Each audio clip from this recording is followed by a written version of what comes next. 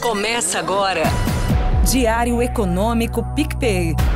Uma análise das principais informações que impactam os mercados, A economia global e do Brasil. Apresentação Marco Caruso. Bom dia, pessoal, tudo bem? Hoje é terça, 19/9/2023 e esse é o seu Diário Econômico. A semana tem tanto evento importante nos próximos dias que alguns mercados ontem, na verdade, preferiram fechar perto da estabilidade, esperando esses dados acontecerem.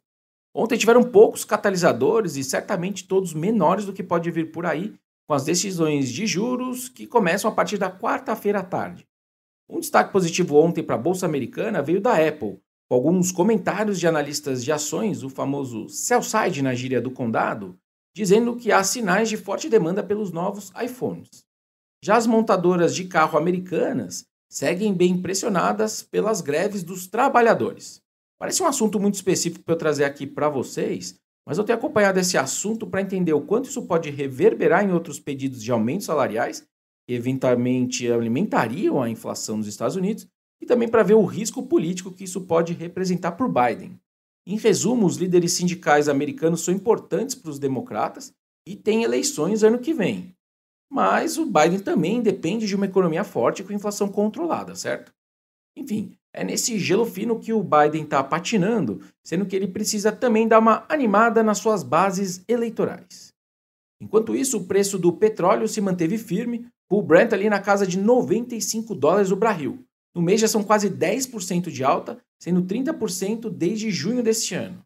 Relembrando, além dos cortes na produção da Arábia Saudita e da Rússia, a melhora recente dos dados chineses também parece ter um papel importante aqui. Na verdade, além dos dados terem mostrado reaceleração no crescimento e acima das expectativas, a gente tem visto também notícias recorrentes de afrouxamento do crédito e de afrouxamento de certas restrições regulatórias lá na China. De fato, é interessante que há umas 3 semanas atrás, mais ou menos, eu usei um gráfico em uma das minhas apresentações internas aqui, que mostrava justamente um possível pico no pessimismo do noticiário com a China. Enfim, agora na outra ponta contra o petróleo alto pode ter agora os Estados Unidos. Ontem, quando perguntaram para a secretária do Tesouro dos Estados Unidos, Janet Yellen, se o governo considerava alguma ação contra esses preços do petróleo, ela afirmou que o Biden quer que a gasolina siga, abre aspas, acessível para os americanos. Seja lá o que isso quer dizer e o que isso representa. Agora, para o Brasil, a curto prazo, o ponto positivo desse mundo com China querendo deixar as desconfianças para trás e commodities para cima, fica mais na nossa moeda, a meu ver. Porque a renda fixa pode perder um pouco de apetite pela via da inflação, de combustíveis e alimentos, com a bolsa ficando no meio do caminho aí. Para a Bolsa, teria uns ganhos potenciais para os setores de energia e materiais, certo? Mas tem as perdas daqueles setores mais sensíveis a juros. Por isso esse meio do caminho aí que eu argumentei. Agora, economicamente, petróleo alto é sempre um desafio político e inflacionário. Ao mesmo tempo, o petróleo alto ajuda nas contas do governo, que arrecada mais com os combustíveis e com dividendos da Petro, por exemplo. Ano passado, 2,8% do PIB em receita do governo central foram relacionados justamente ao setor petrolífero. Só para vocês terem uma ideia aí, para cada $1 que o Brent sobe de preço, o governo consegue aumentar um pouco mais ali de R$2 bilhões a sua receita.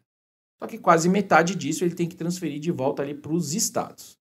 Agora, para a política monetária em geral, não só aqui no Brasil, mas lá fora, petróleo alto sempre incomoda, mas diz o bom livro-texto que os BCs só devem responder aos efeitos secundários dessa alta. Ou seja, só se o petróleo mais alto transbordar também para outros preços mais altos. Agora, falando do dia, o nosso Banco Central aqui encerra os dados de atividade de julho com o seu Índice de Atividade Econômica, o IBCBR. A gente teve resultados mistos nas pesquisas setoriais mensais do IBGE, mas a gente deve ver um avanço expressivo do IBCBR ali na margem contra junho, já que os serviços foram muito bem no mês em questão.